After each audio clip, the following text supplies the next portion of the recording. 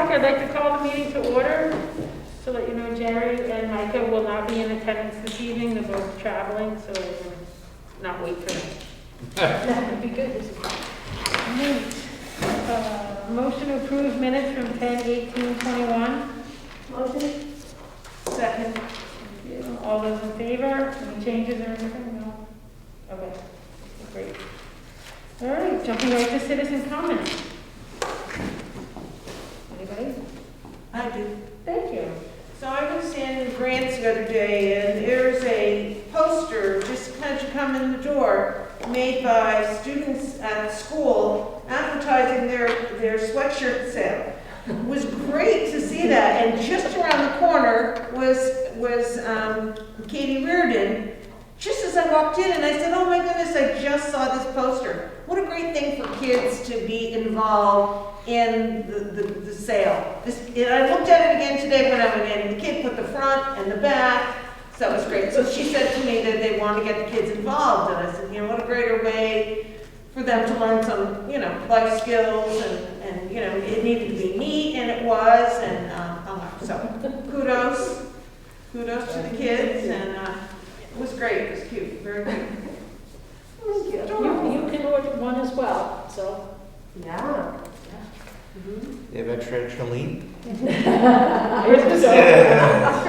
we do so much for them, you know. It would be easier to just, you know, make a poster and plop it up. I mean, we wouldn't probably think twice, but somebody had the forethought to say, hey, they benefit from this, and, you know. They should do the whole process. Yeah, it's a whole thing. So, I mean, I was very good for that. Yeah, I was pleased, thank you. Okay, going to presentation of school programs, we'll skip to Ms. Robert. And Ms. Kennedy. And Ms. Kennedy. Thank you guys so much for coming, I really appreciate this. And Mike Ruffalo. No. Over there.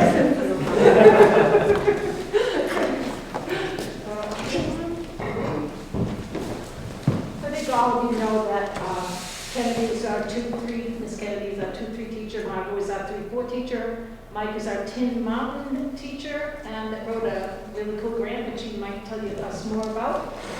But we've been doing some combined work with the 2-3-4 because the third grade is split between the two classrooms, so this is one of the units we've been coming together on.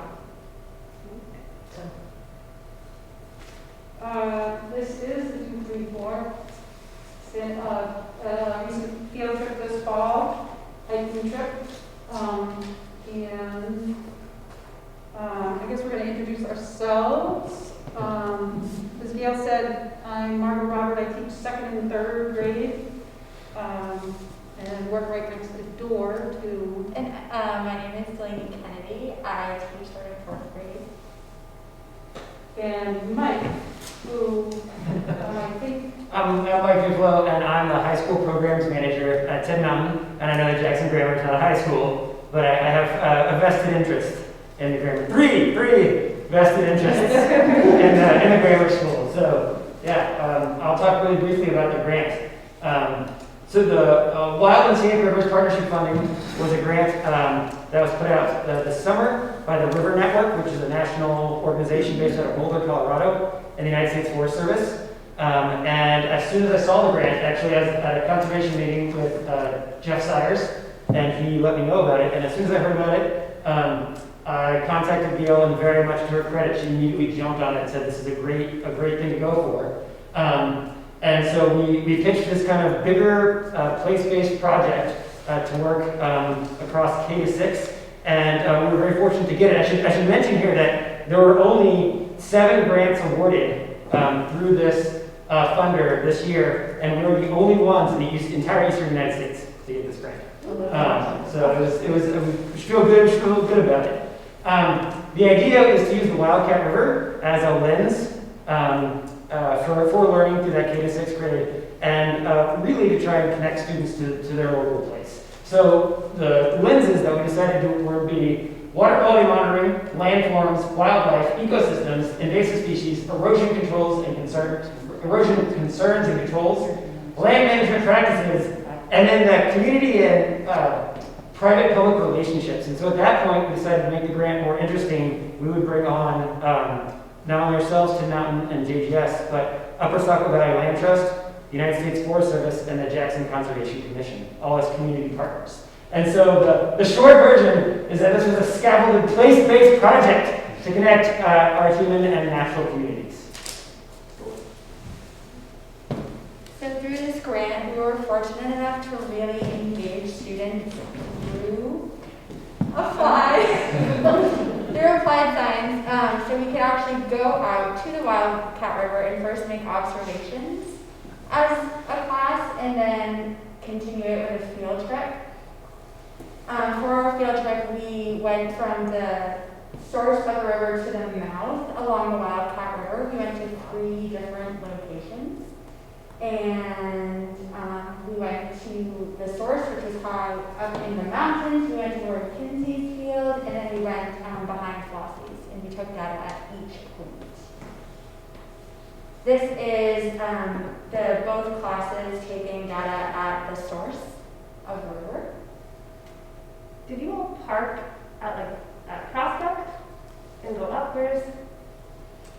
Yeah, we parked at Prospect, or got dropped off at the Prospect Farm, and then walked in on the Boggy Brook Trail. Okay, cool.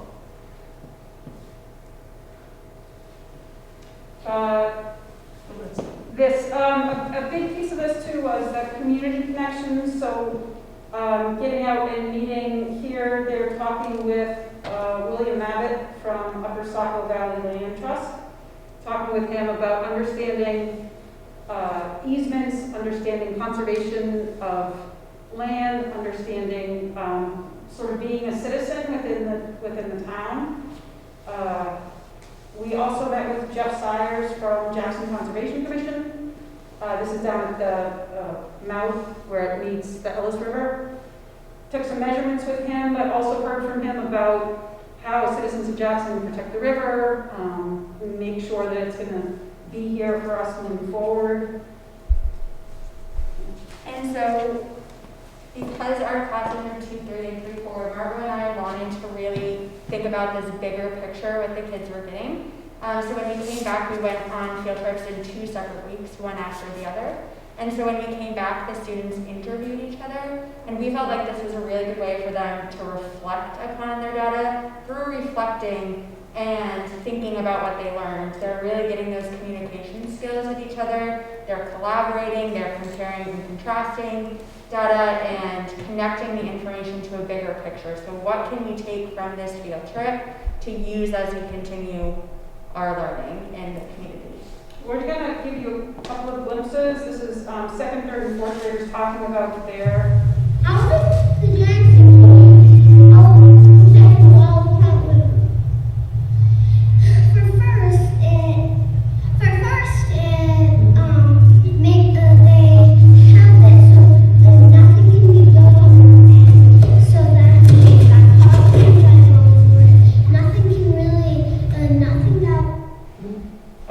going to stop there. We can go on listening to them. But I guess as teachers too, we're also thinking about helping them think about communicating, talking about their work, Mike's going to talk later about the high schoolers who are doing similar work, but at a higher level. This is a 2nd grader. Our 3rd graders, our 4th graders become a little more articulate. Our 6th graders are explaining it out in the public. Sorry, we'll take you to the next one. 3rd grader talking about data. How fast was the water, and why do you think it gets faster, and why? High in the mountains, the water traveled 25 feet in 30 seconds, and Dexter Harding, who leads a lot of these trips with us, the Tin Mountain teacher, helps kids really think about why is it moving faster, why does that matter? Moving forward in high school, middle school, high school, they start thinking about dissolved oxygen and can go much more in depth based on this understanding, 2nd grade, 3rd grade, 4th grade understanding of movement of the river and water. I'm going to jump right into measures for How fast was the water?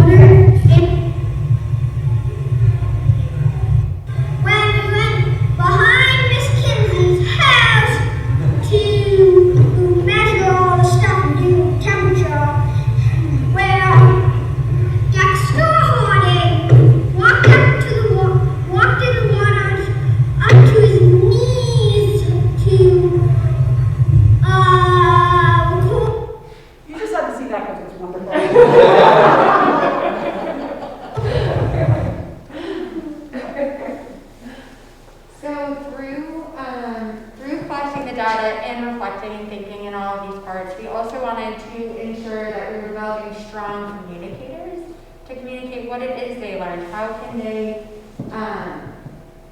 Margaret, do you want to say more about that? Since this is... Yeah, just thinking about really the integration of reading, writing, being able to explain yourself in writing, but with a purpose. I mean, I think we spend all day teaching kids how to spell and write and speak, but the work that we're doing through this water study gives it a purpose. And they understand, they're writing with excitement and purpose, and they know why they're doing it. It gives it an audience.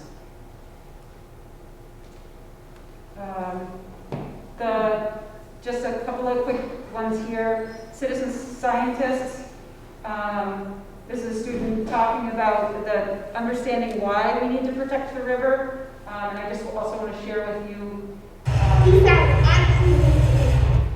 This is Jeff Sayers, who's the Jackson Conservation Commission member who met us down there and talked with us about conservation. And one of our second graders talking with him about litter on the river.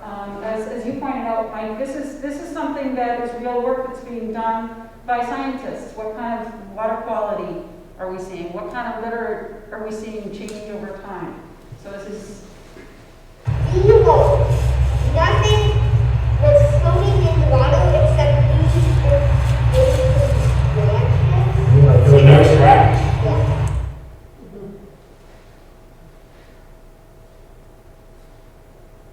You like them, right?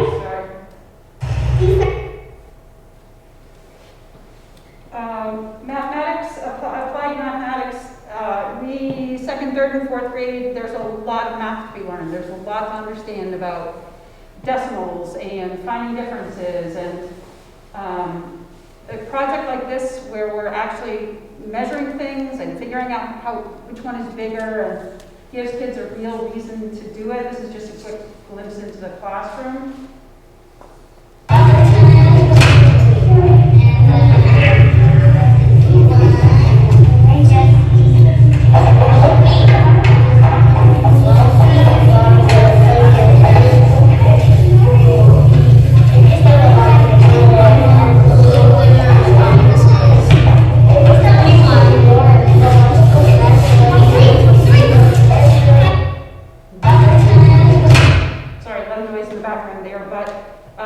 The engagement of when they're actually trying to figure out based on data that they found, there's this kind of collaborating, working together. We got it, 23, that you don't necessarily hear if they're just doing a worksheet that has nothing to do with them. Maps.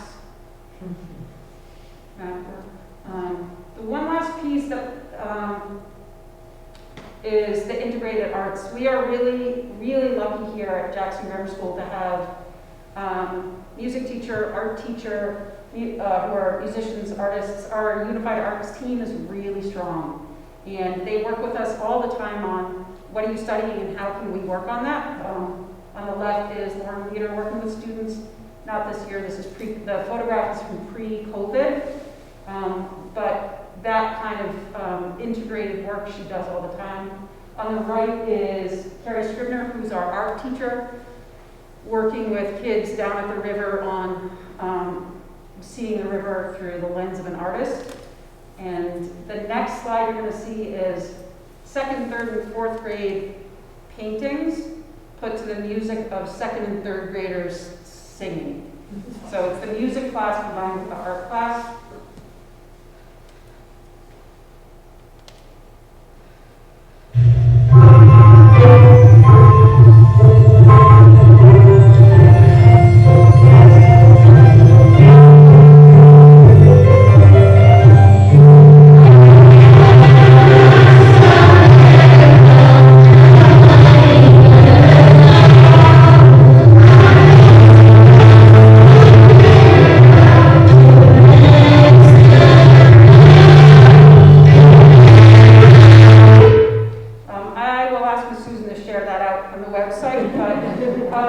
But the artistic work that went into that and the music and the integration of that is, it's a valuable part of what we're able to do as a small faculty working together. And it was important part of this project. Any opposed? So, progression learning. What we wanted to just give a small window into in this part is just to show you a little bit about, we mentioned that this kind of a scaffolding and that tiered structure. And so what's important is that at this point you can very easily, very legitimately say, like, really, they're all going to go to the river, like, over and over again, and like they're going to do it in first grade, and then they'll do it in third grade and fifth grade, they're just going to keep going to the river? And the answer is yes! And it's really important that they do that. And so, as you can see, so if you just look at this first one on the left, you know, first stage, lower elementary, it might just be an introduction to maps. Like, what does a map mean? What does it, you have a piece of paper, like, how does this 2D thing represent what's out there in the world? And then from there, you know, middle elementary, they might start to get to topo lines and contour lines and understanding that, oh, maps can represent certain features, certain geologic features, and certain landforms. And then from there, kind of the upper elementary, you understand what maps do, you understand those contour lines, and now you can see those contour lines and you can apply them to physical things in the real world. And you know, you can look at that map and say, oh, you know, the lines are really close there. That's a cliff. Oh, that's the cliff right there. Oh, there's a narrow drainage right there. The water moves really fast and it's causing this erosional issue over here. And I can see that because I've been working on maps for all this time. And it makes sense. So there is repetition, but it's purposeful and intentful. And that's for three really important reasons. You know, kind of that first reason is it's going to help build those building blocks. It's going to help set those building blocks as you learn up. The second reason is that in field science, repetition is key. Like we try, I work with high school students and I always have to really stress, like, we did this one field thing once, you can't draw absolutes from it. It's really important to have this repetition. And third, it's so important because it draws a connection to place, which is so important in a town like ours, to really connect to a place. And you know, what better thing than the lifeblood of the town running through it, the actual water that runs through the town. So while I can easily see that from the outside that people might feel like, well, you're going to the river a lot, that's intentful.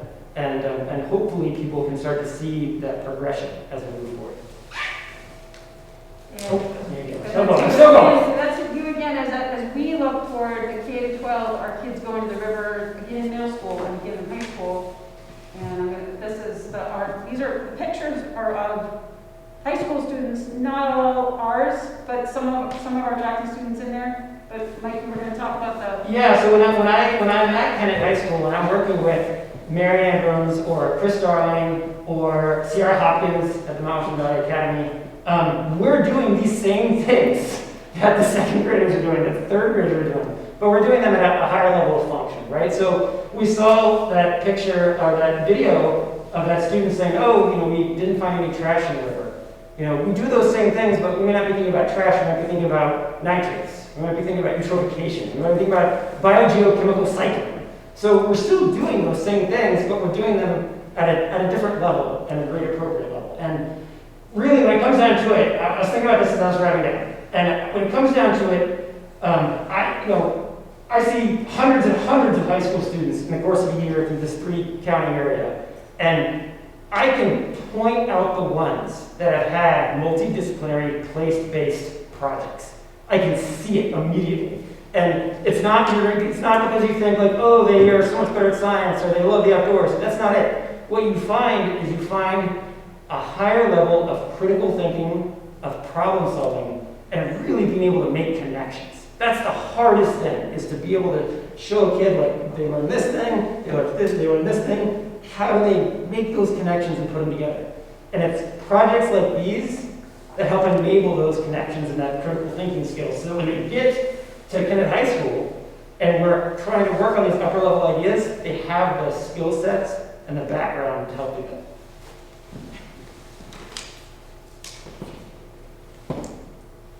Are there any questions?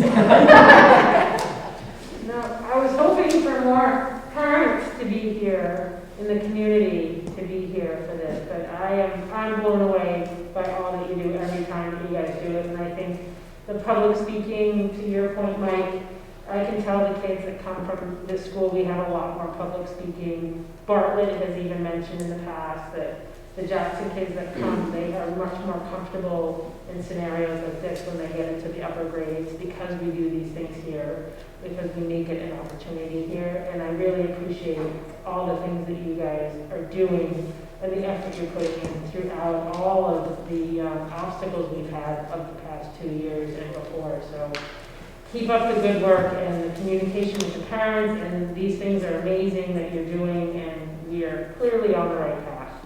So thank you. Anybody else have any? Yeah, I think for me, as a parent of one of these people, you can tell the richness of an experience by how you hear about it around the dinner table. So this was definitely something that was resonated at home.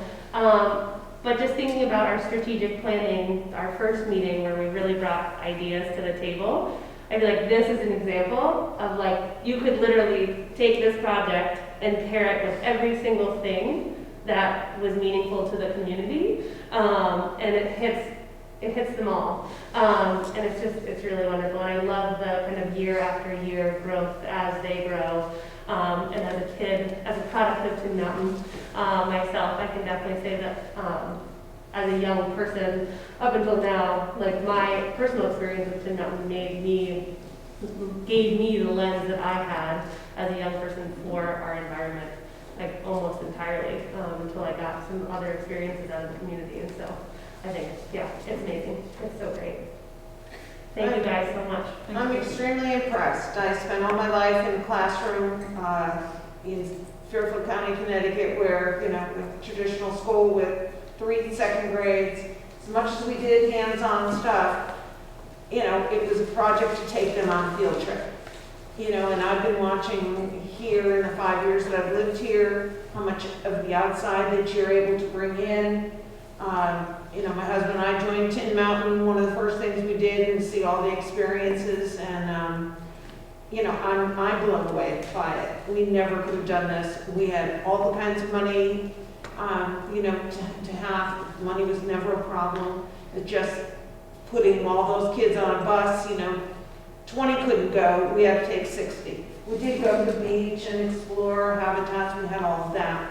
But kind of the small group stuff that you're able to do is really a credit. And, it has to, there's got to be a leadership here that's coming down. Thank you.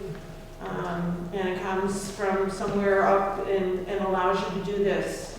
Because I know we were always stressed to get, everything accomplished, to get those scores in. And even as I taught 2nd grade, getting those scores in and rating those kids on what we had to do. So I appreciate that too from administration. So, thank you. Thank you so much. I really appreciate Awesome it. job. Thank you, guys. Thank you.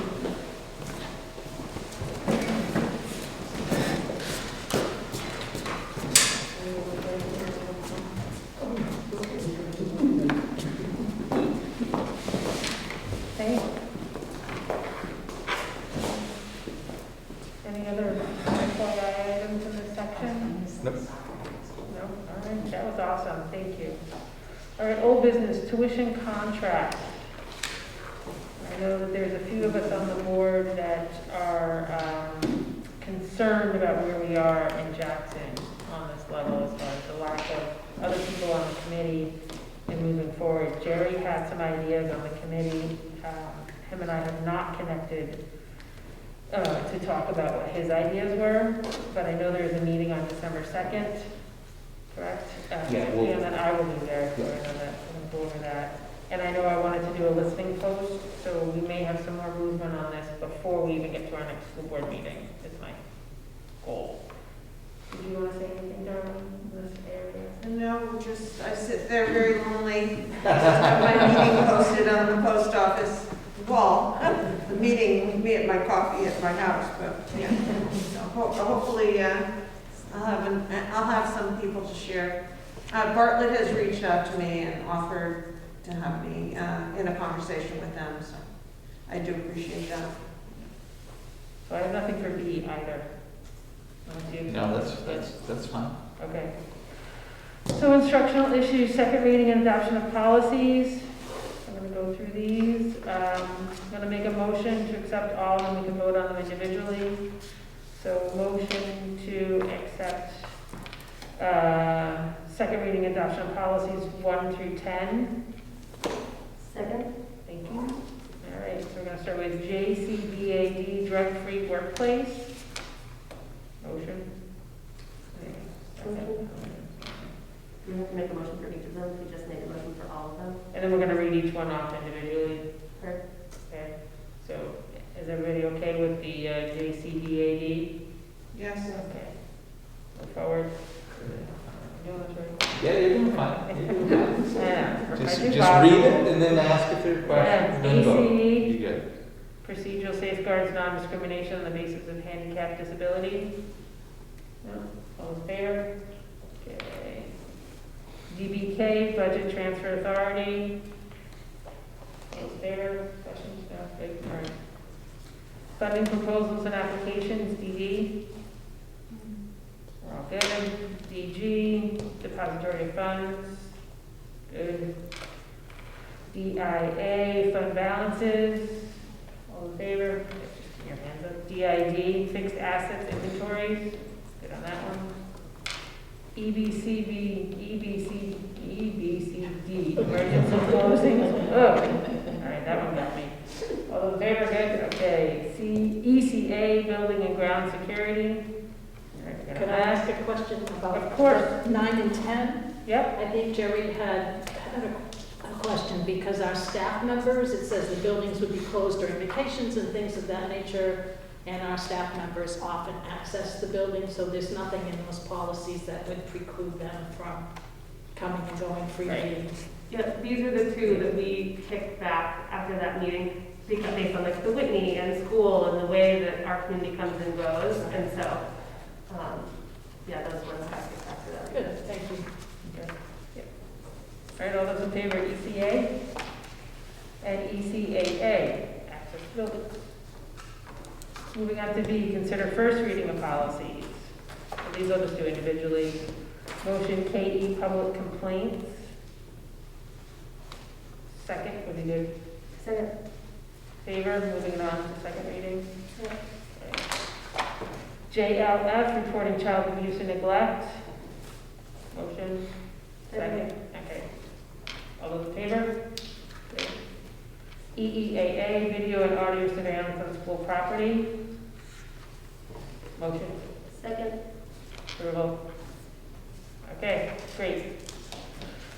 Consider personnel actions. You do have one We have one. that was walked in tonight, that'll be considered 7A. It's the ski coaches. Right. Winter sports stipend, right? Below, please find the names of the coordinators for the Nordic and Alpine ski program. A stipend will be paid in the amount of $500 each. Neil Stokes and Maya Duplo. Right? That's correct. Neil Thank doing this for So you can make a motion to accept both of them or do them individually. I make a motion to accept both. Second. All right, all those in favor? Thank you so much. Thank you, Mike. Thank you. Has Neil been, how many years has Neil done this for the community? At least 10. Right? I At least think 10. it's been at least 10, right? And he hasn't had students in our school for 7 years. Yeah. 5 years. All right, John. 5 years. All right, business affairs. Moving on to budget status report. Budget looks good to me. Any questions on the budget? Go ahead. Okay, so my report. So in your packet, and this may help, is some preliminary questions that were handed out at the cooperative meeting previously. And the charge of the Jackson Committee is to really generate some questions and comments related to the organizations. And they're talking about governance and talking about funding formulas, and they're talking about curriculum and programs. So each town was given the task of generating some feedback, and you could go through collectively or have a meeting or a listening post to get information, and then on December 2nd, share out what Jackson's position, opinion is on a school organization. So that really is the charge that's coming up in a few weeks. I know, and poor Darlene, we don't want to put her in charge of the whole thing on her own. She needs the help from you folks. But if you have questions, you know, I could put it into a Google Doc with you folks, however you want. But I think it'd be important to have something for that December 2nd meeting, because that will be, you know, just to generate even more consensus, if you will. So I don't know if anybody has any questions on that. No, this is great. It'll be a long process, and these were given to us by Attorney Matt Upton, who has been through a number of cooperative districts. Item number 2. Before we get to number 2, I'd like to just kind of give a little bit of an update. I know Kate had asked some really good questions about, you know, looking at the matrix in the system and the return to school plan. How are decisions made? Are they made for the entire SAU, for the district, individual schools? And really, it is a dialogue that we have all the time with the administrators, myself, and sometimes folks in the medical community. So we take a look at the number of cases in a particular school. We take a look at the attendance or lack thereof at different schools. We take a look at the strain of staff. We had to move one of our schools in Conway into red for a number of factors. And we're going to do that until Thanksgiving, and then we'll reassess. Obviously, the numbers are higher now than they have been in the 2.5 years here that we've been kind of cranking through. And you know, we're getting a lot of cases that are spreading through families pretty quickly, and that's where we're getting a multitude of cases. You know, I think we had 163 cases total, you know, as of last night, I think, and we had 129 all of last year. And just to remember, you know, July, we really thought, okay, June, we were feeling really good about this. You know, it was 20 cases per 100,000. Well, this morning it's 850 cases per 100,000. And last year, the highest that we had was around 480, 490. So it's twice what the peak was last year, and we're seeing that. So, you know, increasing mitigation processes when we need to, and then decreasing when we need to on that one. The good news, and I shouldn't say anything, but you folks are just doing an outstanding job up here in Jackson. Whatever you're doing, whether it's drinking the clean water in the Wildcat River or the fresh air and getting out there, but it also has to do with the vaccination rates and a whole lot of other factors. But kudos to you folks in you're keeping those cohorts. You have a smaller population, which is absolutely wonderful. You see it in the presentation. You have been trying to give you know, is normal and experience to the students, and that's a tribute to your staff and administration, and keep up the good work. So those are just some of the processes that we're using. And it may change. Can I ask a question, or a couple of questions? One, I'm curious how the decision to go away from the text message reporting out, why at the time when we're seeing such dramatic community spreads, our numbers are like off the charts in a way that they just haven't been at all. Why we would go away from putting that example out to families every day.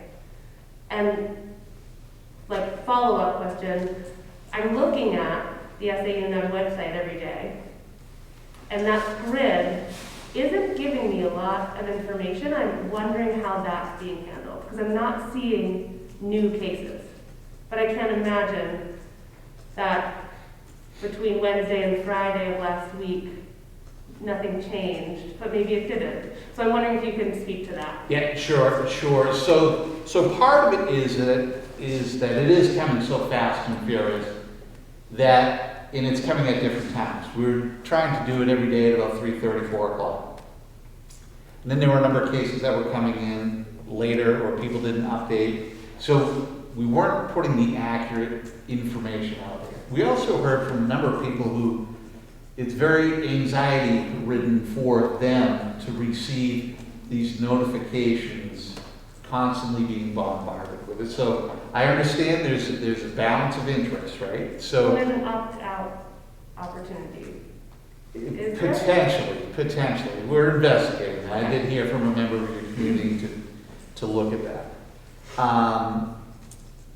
So the website itself is live. That gets updated every day.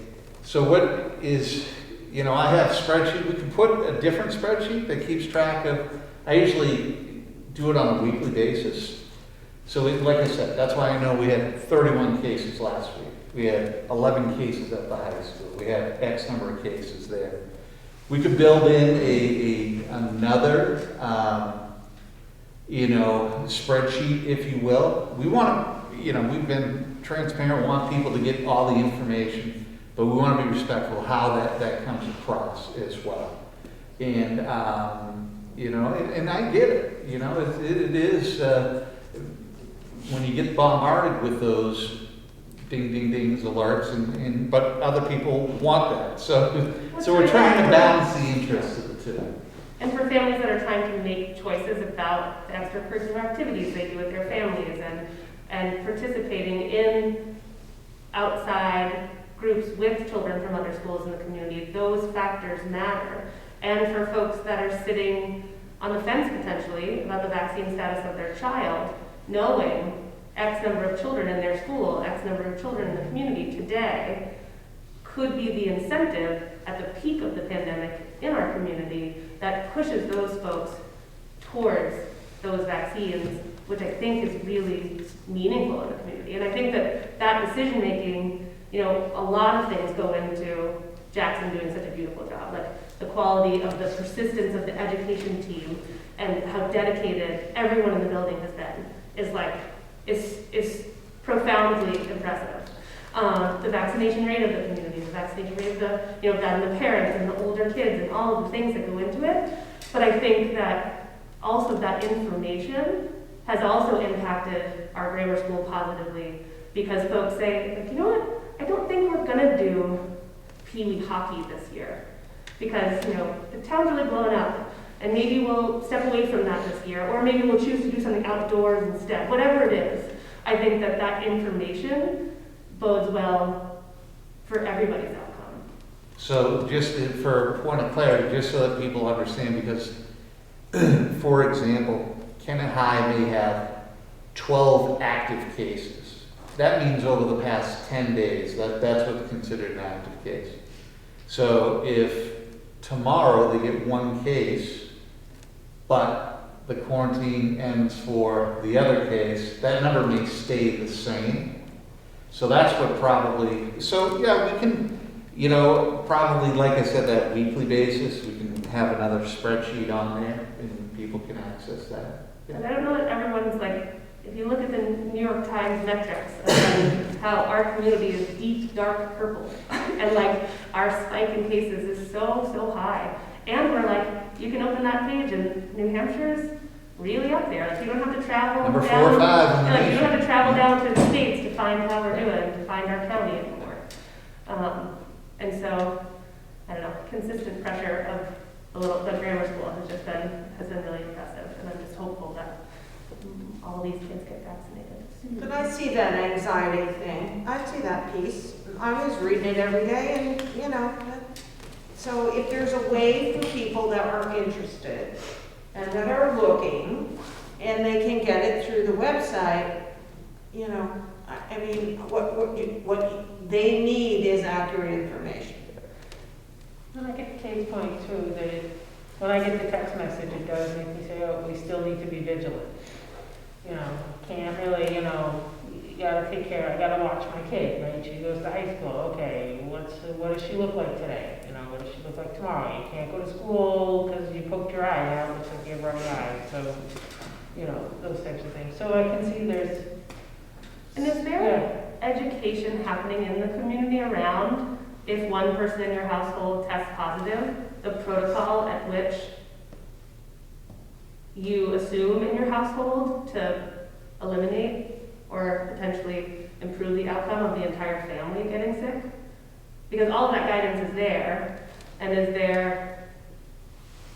are we supporting families in knowing that information on how to keep their entire family safe? You know what, you have no idea how much time our Yeah, no, and I administration imagine, but and nurses, you know, Totally. maybe there are parents out here who experienced it, but their letters, their phone calls, their follow-up letters, follow-up phone calls, and, so I don't know what else from a school side of things that the nurses or administration can. But for those families in that position, they're getting yes. input. They're They're getting, Okay, awesome. they'll tell you, they're As an getting. example, I've gotten several letters from Kevin Carpenter over the past couple of months now that Jocelyn's been exposed in her class, blah, blah, blah. Here's what you need to do, here are the symptoms you need to look for. I've even got a call at 9 o'clock on a Sunday night to say, personally from him, to say, this is what's happened,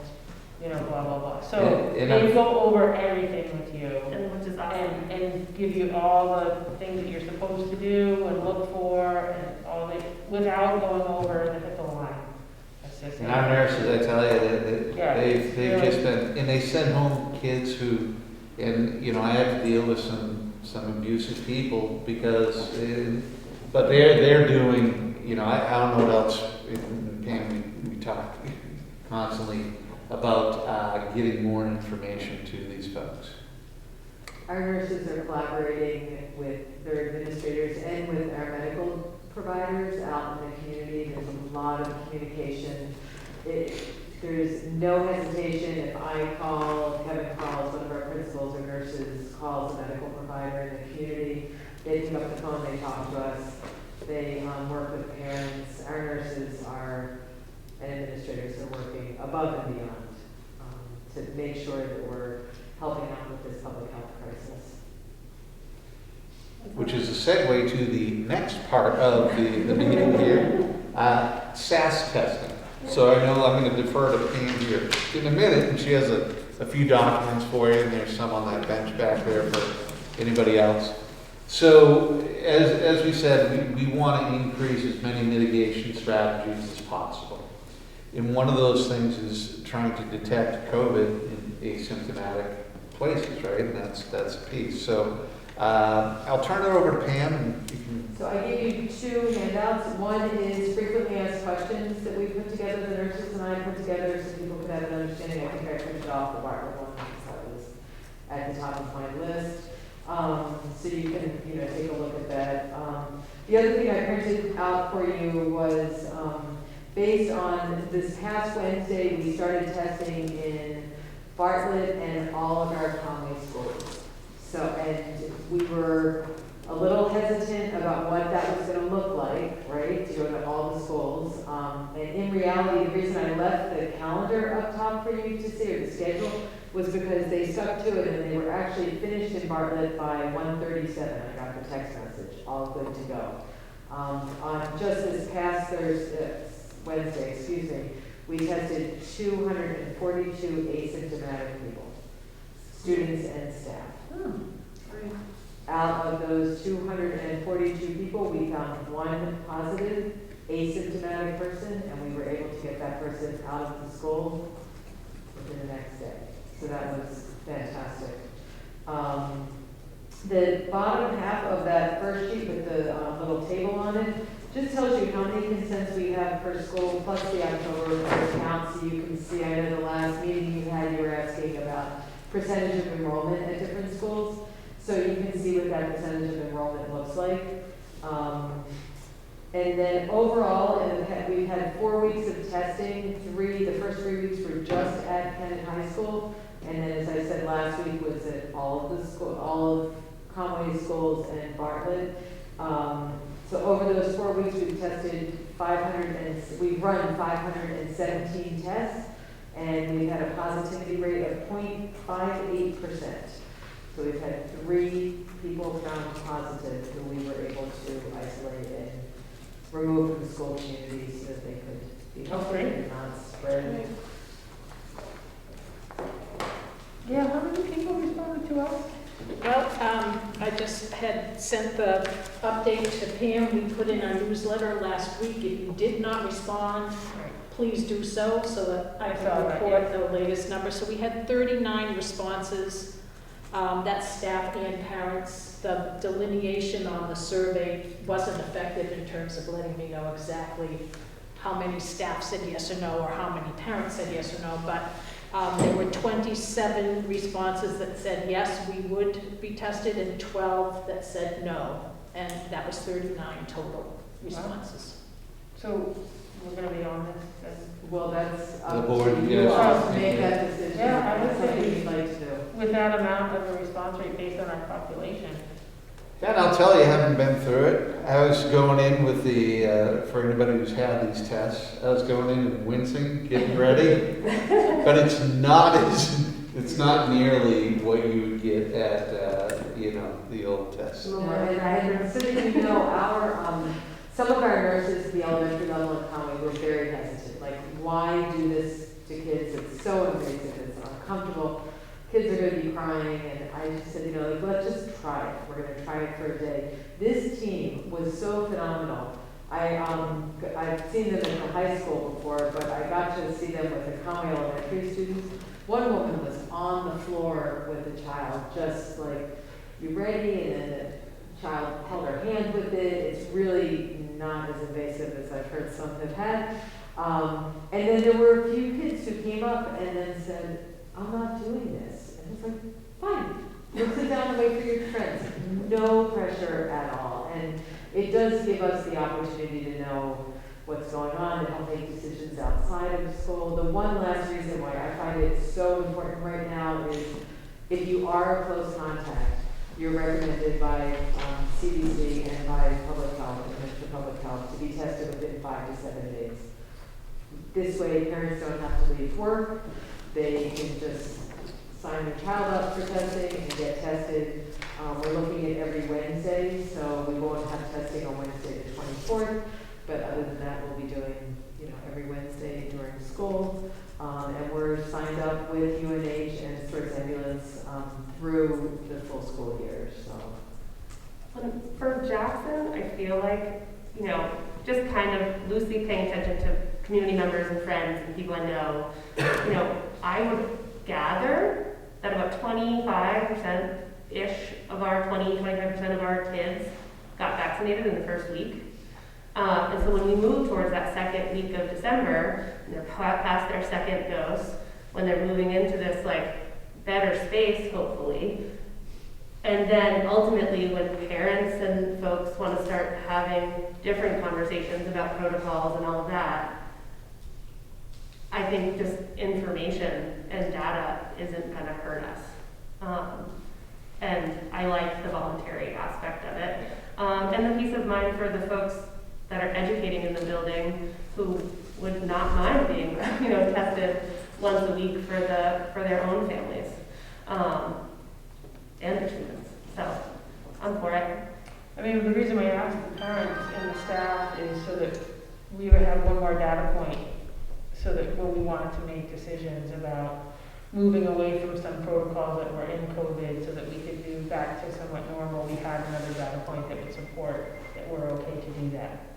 And to put some people at ease, who have questions. So, and if those many people responded that they would want to do it, I would say that we need to support that. So I think we should make a motion to move forward with the SASS testing in our community on a voluntary basis. Second that. All right, so all those in favor, we'll move forward with that. I don't know how quickly we can put it in place. We can We should be able to do it that. Wednesday. Wednesday? I'll send an email, but it should be fine, and you'll probably be around the Bartlett time either just Oh, it's before already July. Later in the afternoon. And then will you just take those yes families and put those kids on a list? Or will you have to make a second level Pam's got check-in? a whole process. She's good, she's good. You're an expert at public health. You'll hear everything that happens tomorrow. You'll see it. That's So awesome. thank you very much. I have one more Yes, thing, yes, thank if I may. So there's one other item I'd like to bring to the board's attention, and it's around substitute teacher pay in Conway and Bartlett, both up their pay to $125 a day. I bring that forward to you. I would recommend that you increase to $125 a day, just because, heck, I'd like to sub here, but if I can make $45 more an hour for a day, that might weigh against that. So, and that's for teachers and aides, just across the board. Saw that email, and I would support that, so I would, without much discussion, move forward to make a motion to I can support second that. being on par with Bartlett and Jackson for $125 a day for our substitute teachers. Well, and for the people who volunteer, or not volunteer, substitute consistently as like our go-to folks, I think it would be really nice to offer those people a bump in there and what they're doing, especially now. Is that a second? Yes. Okay, all those in favor? Great, all right. Pam? I have one more thing. Yeah, go ahead. So I wanted to inform you that in our meetings with the medical providers in town, we've been talking a lot about the pediatric vaccinations. And one thing that came out through public health, Victoria Page from public health contacted the district, the SAU, and they're very interested and able to vaccinate students if parents would request it at the school site. What they've offered to do is set it up as a homebound vaccination clinic. So where they go into homes of people, they would just do it on site. So we did send out to all of our elementary schools an invitation to parents if they would be interested or not. That's all we asked. You did have some positive response here that parents are interested. So what we're planning on doing is probably next Monday or Tuesday, a homebound on site, probably here at the Whitney Center if we can have it. I'll have to work with Gail on that. They'll just drive in, do it, and leave. It's not going to be like the big vaccination clinics that we've had, but it gives public health the opportunity to get to kids whose parents wouldn't be able to get them to any vaccination. So I just wanted you all to know. That's great. that we were doing that. Carol, how do we track vaccine status of students? Like, So- can you? Like, is it just like if families choose to? So we don't keep track of COVID vaccine status. You know that Right, it's not on have the to, form. you know, families have to, when they enroll their child, give vaccination information. In the future, COVID vaccination status will be uploaded into a vaccine, Database or yeah, something for the state. It's one of the last, we're the last state to have one in the country, but they're working on it. But really, we don't track it. Okay.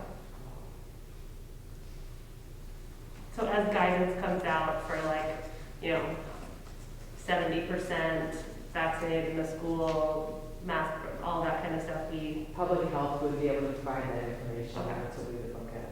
got it. Thank you. Thank you. You're done. I'm done. Okay. Thank you. Are you resting, Kevin? I'm done. There. Yeah? All right. We had moved in the last month to a hard copy newsletter that's going home with families 4 or 5 days in May. And I just wanted to kind of review some of the things so that you're all aware of the kinds of information. We did a 6th grade graduate qualities. As you know, we've been working on a strategic plan, and so we did an activity with the children asking them to weigh in on the traits that a Jackson 6th grader should have when they leave. And it was really, really a fun time where the kids all broke up with adults and brainstormed their learner mindset, and we explain that a little bit. What kinds of character traits should they have?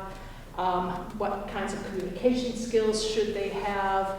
And then what processes for learning should they have? And so it's a really fun picture on our November 10th newsletter. If you haven't seen it, you can see that we did sticky notes and made a funny picture, and they talked a lot. But it was really great to see a lot of things about being loving and silly and kindness and good sportsmanship and happiness, and it was really fun. They did say they thought all the 7th and 8th graders should go to school here instead of going to Bartlett. I've heard you've already mentioned the PTO sweatshirt sale, so that's ongoing. If you would like to order a sweatshirt, you can get a form at the front office.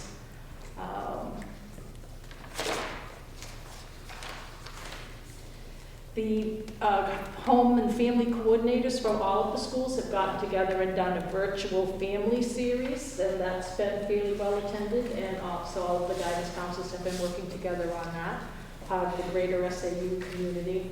It's been really an interesting conversation, and as you know, well, you may not know, our 4th and 5th graders Joe mentioned they were going on that field trip. They did attend the field trip. Conway Railway was able to secure us a separate car, so that I was feeling a little leery about putting us all on the train together with the Bartlett students for the reasons we all know. So they did accommodate us with a separate car, and you may have seen them on the front page of the Conway Sun going under the crossed sticks. So Delaney and Mr. Marshall each took a group of 4th and 5th graders, where they got to meet some elders from our community at the ski museum and talk about the importance of skiing to our community and the history of the ski industry here in the valley. There's a project that they work on, November 30th, I believe it is, Delaney. There's a display of all of the projects that the students across the valley have done. So if you're so inclined to go see some of those projects, I think from what I heard from the kiddos, one of the favorites was they designed their own skier and ran them down a ramp in time, how quickly their skier could go down the ramp. So that's fun. So all of these, we also held Fall Festival, and that was very successful. Awesome.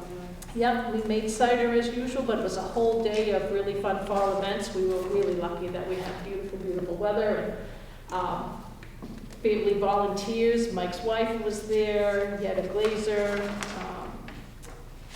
I forget, Katie Reardon. They all came and helped us out with that. We also had some great coverage. You may have seen us in the paper again. We've been like in the paper like 3 times this month. So some of our kiddos doing the sack races was one of the activities from the Fall Festival. So do check them out. They are archived on our website, so you can find them there if you wanted to check them out. But Miss Susan's been working hard, and the teachers have been taking lots and lots of really great photos of the kiddos, so be sure to check that out. I've been loving them in the new format. I find it uneven reading them more. But it's on the e-news all listed out and stuff, so I'm hoping we're getting some positive feedback. And that reminds me, she is sending it then to e-news, and Allison Duran, our technology coordinator, has been trying to update Facebook on a more regular basis so that people who are more comfortable with that medium can look at that as well. Thank you. I believe she had started an Instagram account in our name. I'm not an Instagram person, so I haven't checked it out, but you might find us now on Instagram. As you just saw, I've nominated the coaches for both the Alpine and the Nordic, and although we haven't worked out every detail, the Nordic group did meet today and ironed out some kind of an agreement with ski touring. There were still some minor details to iron out, but thank you, Mike, for helping out with that. And Neil and I have talked several times. We have to check in about the volunteers to make sure that's all set, and then I'll meet with John in another week or so to finalize the details. By our December meeting, I'll have a full plan for everybody on how it's going to work. Great, thank you. You're welcome. And I also had a question about the tent and lunch. As you can see, it's still there. We're trying to keep it there as long as we possibly can. I've sent a draft to the staff to look at tomorrow about the revised lunch schedule so that lunches will be a bit shorter, but it will enable one group at a time to eat in the pavilion. So we'll see how that all, they're going to take a look at it. And obviously, they'll have some suggestions.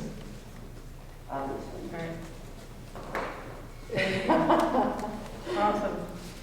Well, Gail, I sent you a link to some really snazzy rechargeable heated cushions that I think that people would donate for outside for the kids. There were some restaurants in Portland are using them, and they're very cool. But one of the things that comes up often, I think, is parents and community members really want to support the Jackson students being outdoors as much as possible. And if there's a need for hand warmers, warmer jackets, blankets, anything, I know last year you kind of sourced some things, but I know that people are ready, and what has just been so nice, that people are ready to give the grammar school anything that they need to continue to be outdoors as much as possible. And so, like, for educators, just to file that away to ask when it's time, because I think people really... A little wish list.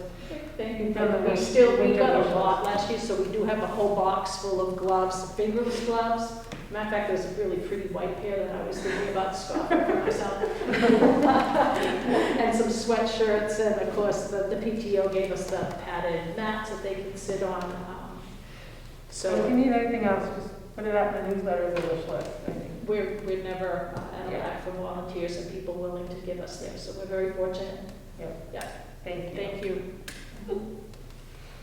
All right, set meeting for the next meeting, December 20th. With that, this is a change of January meeting to Tuesday the 18th. Is everybody okay with that?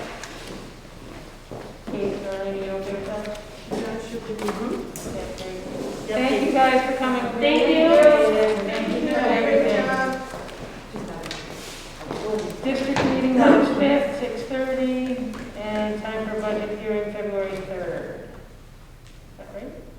Jen, one of those that I think was the school district meeting, I don't think March 5th is on Thursday. I think that was like a Saturday or something. March 5th is not a Thursday. I think March 3rd is the Thursday. Do you mean financing for the next calendar app? real estate deal?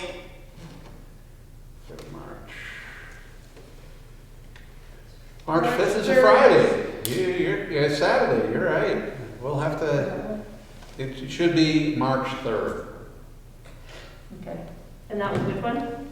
The C. The district meeting. Yes, School district meeting is Thursday, March 3rd. Yeah. Okay, great. Good catch. Thank you. Any other citizen comments? Okay, we have no non-public, correct? None. All right, motion to adjourn?